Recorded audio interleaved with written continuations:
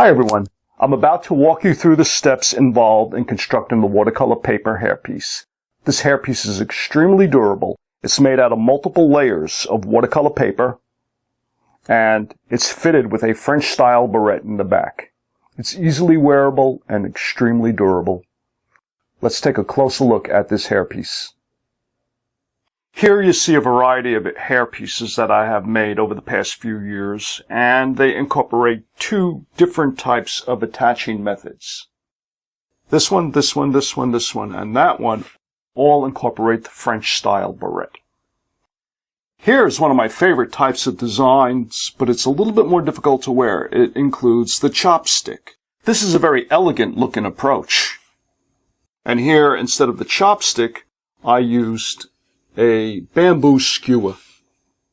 The little hairpiece you see up here is actually the one that I constructed in the video that we're about to watch.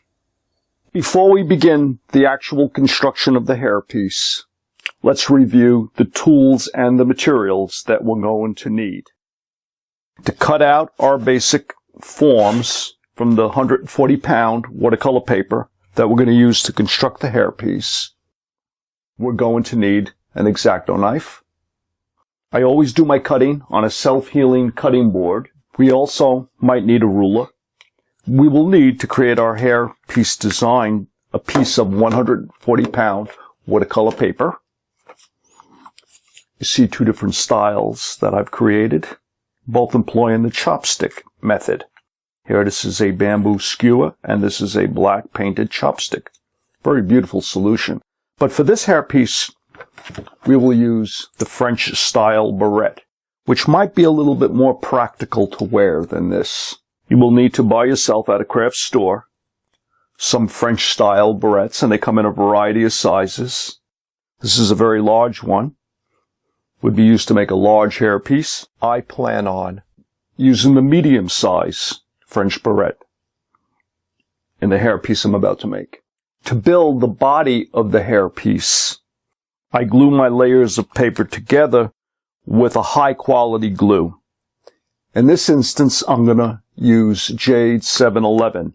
Another glue that I use quite frequently, especially in my classroom workshops, is Lineco Neutral pH adhesive. It's an excellent adhesive to work with very strong binding powers. For the back of the piece, I always apply some decorative backing paper to cover up the white watercolor paper. I like the look of this type of paper. This is banana paper. So you'll need to get your hands on a sheet of this type of paper. Or whatever you like. You don't have to use my solution. You can go with something different. To create your watercolor painting for the top of the hairpiece, and this is similar to what I did here, you will need a watercolor paintbrush. And for this little thing, I used the number 6 Sable watercolor paintbrush. And of course, some watercolors that are ready to go. When the piece has been constructed and you're ready to clean the edges because you're going to have all kinds of irregularities that must be smoothed out, I use 240 grit sandpaper. To attach the metal barrette to the back of the hairpiece, my favorite glue to use is Gorilla Glue. It's an extremely strong adhesive. And one thing I'd like to add, when I do work with Gorilla Glue, I wear protective gloves because this is nasty stuff. You don't want to get it on your hands. It's impossible to take off. And the easiest way to keep your hands clean is simply wear a pair of protective gloves. And of course, you're probably going to need a pencil. After the piece is completely finished, with the French style barrette in place, the last thing I do is give it multiple coats of polyacrylic varnish. This results in a surface that is very hard and durable. And the very final step is to actually bake it at 150 degrees in a toaster oven for about 20 minutes. This further hardens the protective layer of varnish. And I apply a coat of varnish to the back. Finally, you're going to need some paper clips. To apply those final coats of varnish, I always use a wide, flat watercolor brush. This results in a beautifully smooth, varnished surface. The little irregularities you see in this surface, which I happen to like very much, are a result of the paper I used. This hairpiece was constructed with the top layer of rice paper that had been stained with watercolor.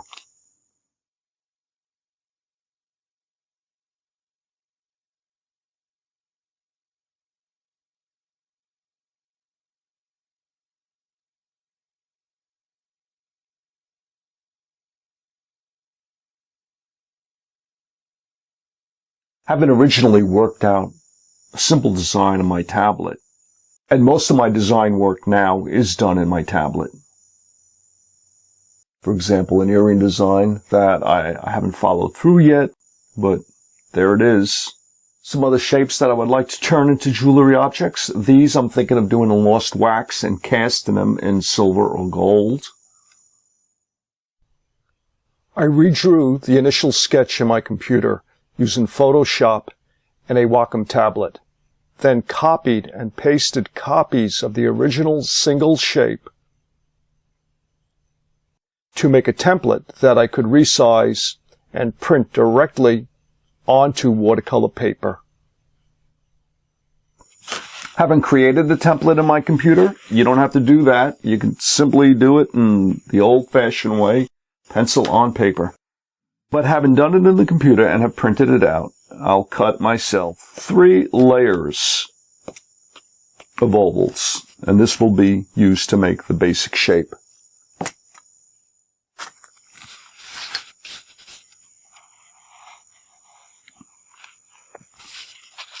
I'm cutting the layers out with my X-Acto knife on the self-healing cutting board. Never cut directly onto your table surface. You'll not only ruin the table, but you'll dull the razor blade. Good.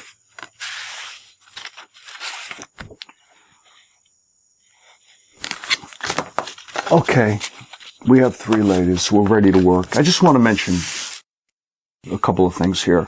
These dots that you see, I worked them in case I wanted to use the chopstick method. They're centrally located. In other words, they're along the diameter of the ellipse and equally spaced from the side. Perfectly positioned for a chopstick. They're going to come in handy though. I'm going to use it just to, in the end, determine where I'll be placing my barrette. Because I want the barrette to be dead center, attached to the back of the hairpiece. The other thing I wanted to mention is, starting off, I said I drew it on my tablet and then redrew it after I was happy with the simple shape. Using my computer, actually a Wacom tablet and my computer, and I redrew it in Adobe Photoshop. Sized it to the size I wanted, and printed it out on a sheet of paper. I could have even taken this a step further in terms of automation and used a digital paper cutter to cut out the basic shapes. No need to do that when you're only making a few pieces. But let's say you don't have the computer and all of that fancy technology, no big deal. You design your piece, draw it on the paper, cut it out, then use the windows, the first window that you made, to retrace the shape. This is what I do in class. And so on. It all works out fine. Now back to what we were doing. I intend to use these 3 pieces for the basic form. These are 3 pieces of 140-pound watercolor paper. The next thing that I'll do, on top of a paper towel, I'll glue up the 3 forms that I've just cut out. And in this case, I'm using my 7-Eleven Jade adhesive. It's a beautiful material to work with. What I've done is I've put a quantity of the adhesive in this dispenser bottle that makes it easy to apply with minimal waste. I butter it on relatively thick because I want to guarantee that the paper is completely coated.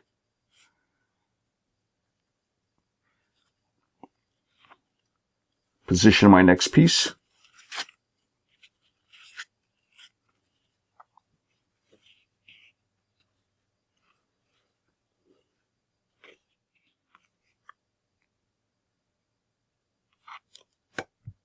And my final 3rd layer. When I finished doing that, I always put my paintbrush in a container of water to prevent the adhesive from ruining the brush. Now that I have the 3 layers together, you have to quickly establish a curvature. Anything can be used. I can even use the paint can to establish that curvature. Often, I'll use a bracelet mandrel. This is a round bracelet mandrel, and the wide part comes in very handy for that. See how I roll it? Good. So we have the curvature established, and I make certain that no separation of the paper layers is occurring. That's important. So really give this a once-over. Now, to guarantee that that form will nicely accommodate the barrette, what I do next, before it dries, so I take the barrette, I place it against the hairpiece. Notice the curve is a little different there.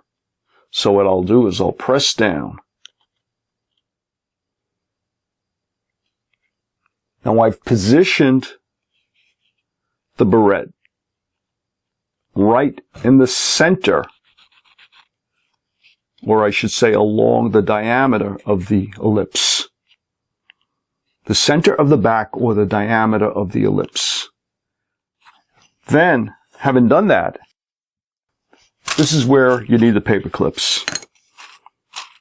I'll take the individual paper clips and maybe I need some large ones. Here we go. Here's a large paper clip.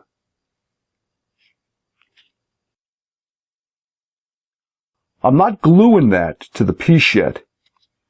That comes later. But I'm using the paper clips to hold the glued paper firmly against the French barrette. The French barrette has a very specific curve. And by holding the dampened paper firmly against the French barrette, the paper will dry having that same exact curve. You might want to consider getting yourself some large paper clips. I'm finding that they work better than the smaller ones. That looks good. I don't have to go crazy with this. What do I do next? I let it dry. The thing to remember is there will be a final sheet of paper glued to that once it's dry. So let's put this aside and talk about the watercolor painting that we're going to glue to the surface.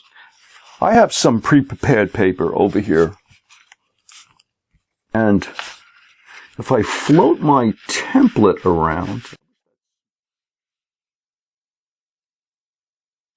that's kind of nice.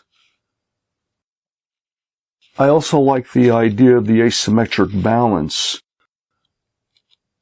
In other words, pushing the setting sun over onto the side rather than having it smack in the middle.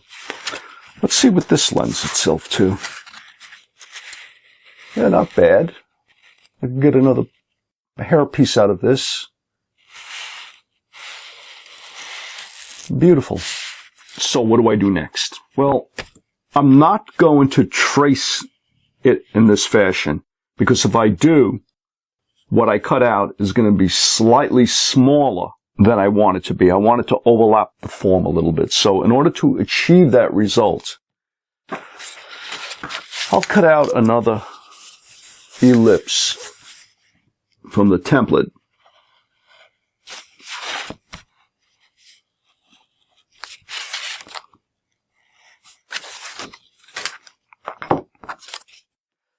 I'll put that on the side for a minute, and now I will find, and that I like, just about like that.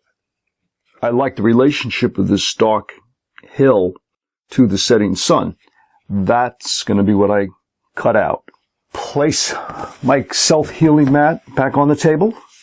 Position the window so I could see exactly how I want this to look, and I like that composition a lot. I think I want a little bit more space over here, so I'm going to push it up a bit. Good. Now I position this in place, what I just cut out, and instead of tracing the window, I will trace the cutout. That'll result in the size that I need. Good. Using my X-Acto, I cut out the shape. Always use a new sharp blade on your X-Acto knife. A dull blade is difficult to work with, can tear the paper, and requires an excessive amount of pressure.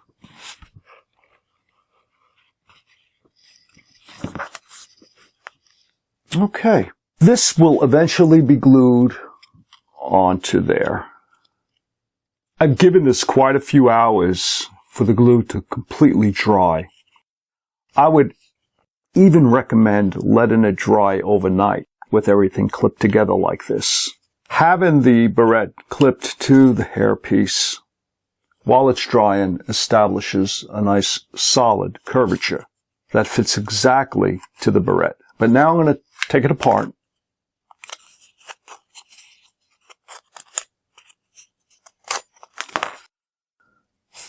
And I'm going to clean up the raw form. Sand those edges, they're irregular, using 240 grit sandpaper. The paper clips did make some marks in the surface. I probably can also use the sandpaper to flatten out those irregularities. And when I glue this to the top, they'll completely disappear. What I do when I'm sanding it is I look at the edge carefully and work it out at an angle. See how I'm holding the paper? I don't just go flat. I'm trying to create a tapered edge that results in a surface that appears to be one solid sheet of material. So I'll spend a little time doing this and be back in a few moments. I've worked it with my sandpaper, and the edges are nice and smooth, evened out now. There's some visible layering over there, but I'm going to cover that with the backing paper. There's something else to be done before I glue my top layer in place. And that fits nicely. I always attach this before the top layer. Why is that?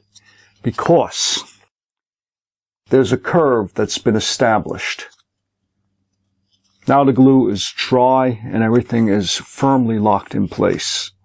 But if I were to apply glue to this to attach the top piece, the process of dampening it again would cause a structural shift in the piece. The curve would change, and then this would no longer fit snugly. So before I do this final step in the building process, I'll glue this to the back. To guarantee the proper placement of the barrette, I mark the diameter of the hairpiece. So right about here and here. Now, the first step in doing this is to glue it in place using Gorilla Glue. I always use a pair of pliers to open the Gorilla Glue and break off any of the dried glue. I don't want to get this on my hands. It's horrible stuff. It's sticky. It'll discolor your skin. You want to avoid that. So to make life simple, a pair of vinyl gloves. I put on these gloves. Feel like a dentist now. Open up my glue.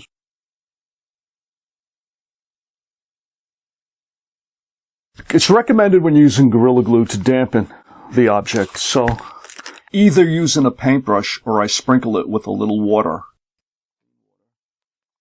The paper is dampened now, and I'm going to place a bead of glue on the hair clip. I'm going to close that hair clip to make it easier to handle. Now, don't use an excessive amount of glue. I like to get a little glue by the hole and just a nice thin bead of this stuff. Make sure it's coated. And a little there. Okay? That's it. I already got some on my fingers, but now I don't have to worry. I just have to remove the gloves.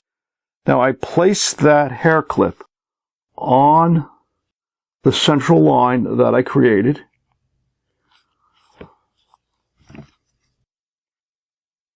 Using the paper clips again. That'll work. I could hold it in place like that on an angle. See? This way I'll be keeping the paper clips away from the Gorilla Glue. And I make sure the hair clip is being glued exactly where I want it to be.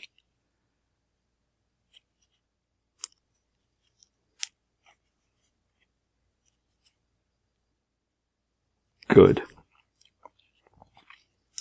Nothing I can do right now aside from leaving it alone and letting it dry.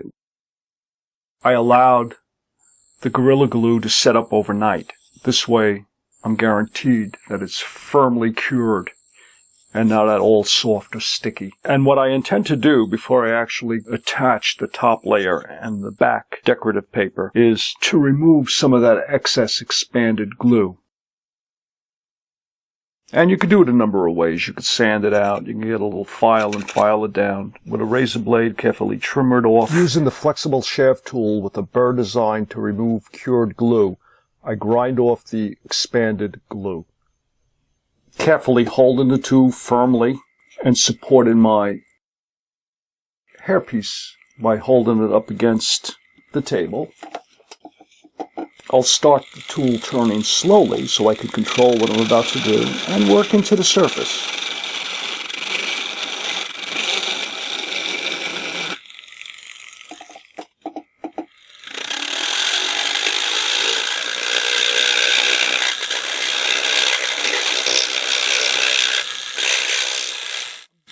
I'm being very careful not to touch my clip with it. I just want to remove the excess glue.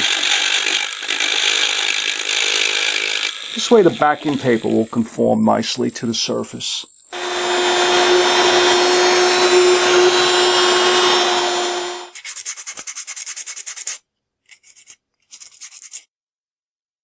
Good. Now it's time to finish up the piece. We're now ready to glue the 140-pound watercolor paper that contains the painting onto the body of the hairpiece. Next step is squeeze out some Jade 711. Then, using my soft, flat watercolor brush, I move it around to cover the surface completely. Although I coated the body of the piece, it might have been a smarter move to coat the back. See, there's a little watercolor painted on the back of that. The back of the piece, because that would soften the paper. And I'll always coat the paper face down on a paper towel to absorb any excess glue. This eliminates, or at least reduces, the possibility of transferring glue to the surface side of the painting.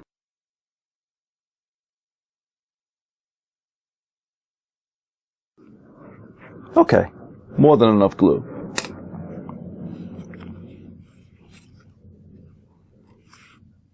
What I do next is place the piece face down on a paper towel, then cover it with the paper towel and work it with my thumbs. I can also take a wooden stick, here I'll use the handle on a paintbrush, and burnish it down. The purpose of the towel is simply to protect the surface of the watercolor painting from marks, although sometimes I just rub directly on it. It doesn't really seem to damage anything. It's completely attached to the body of the hairpiece. There's nothing lifting up that needs to be pressed down. I'm going to let it set for a couple of minutes and then apply the backing paper before I do any sanding. To get the backing paper onto the hairpiece, here's what I do. I'm going to use my original template that I cut out before. I'll mark off the oval shape for the hairpiece. I cut the banana paper to fit the back of the hairpiece.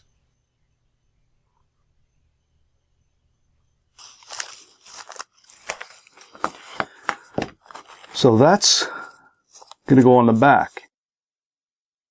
To accommodate the barrette, cut a slit into the banana paper. First, determine where the hairpiece is going to be. It's going to be right about here. Next, along that diameter, I cut my slit.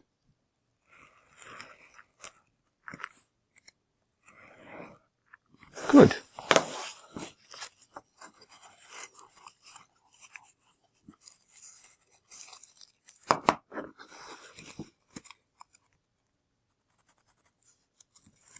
I'm marking where I should make additional cuts.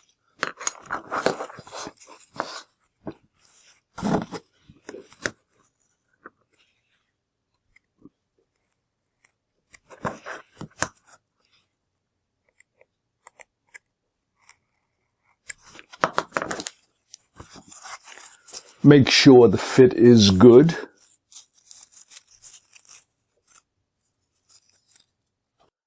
In this instance, I'll apply glue to the back of the piece, not to the backing paper. That would create problems.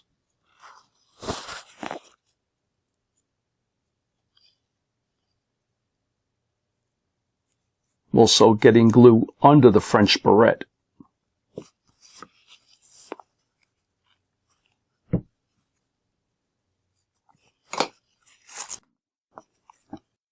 Put the backing paper on. Got to move it around. It's going to stick immediately, and since it's so thin, it wants to grab on tight. Take my paintbrush and work the paper under.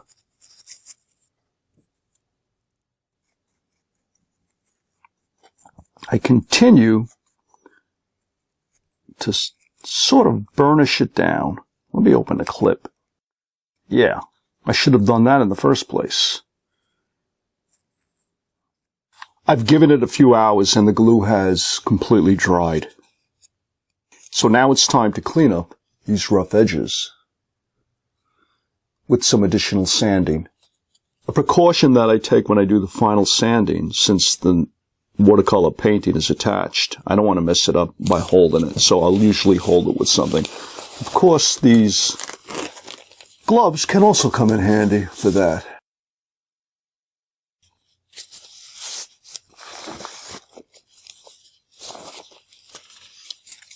I don't want to smudge my work. I don't need a pair of gloves on both hands since I'm only holding it firmly with one.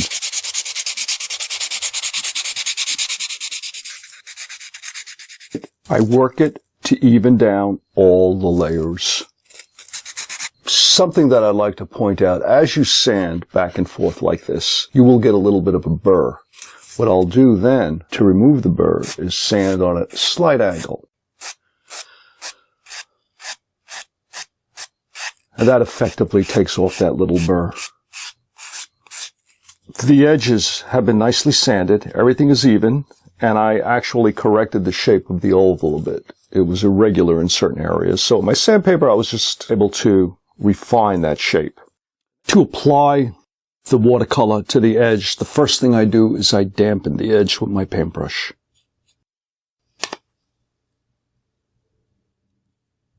Priming the edge with water enables the paint to flow more easily throughout the edge's surface. Then I work in my color.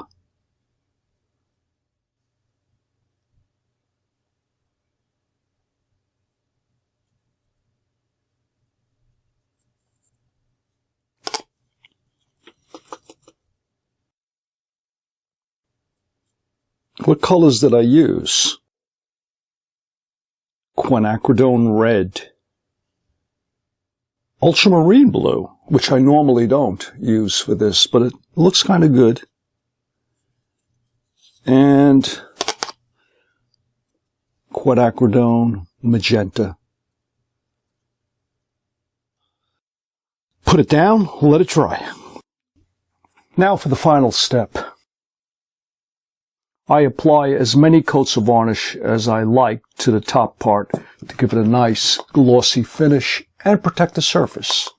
The first application of varnish, I always use a 50%. Can you see I labeled this diluted varnish.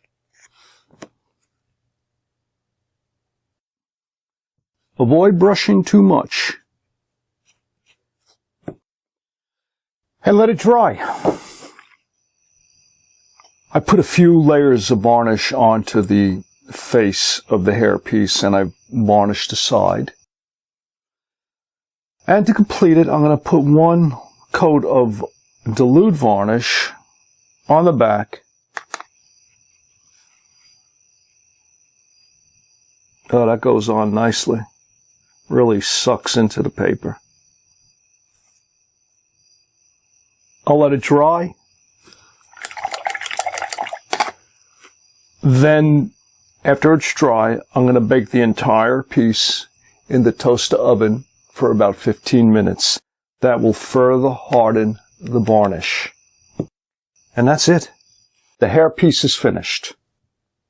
I hope you enjoyed watching the video.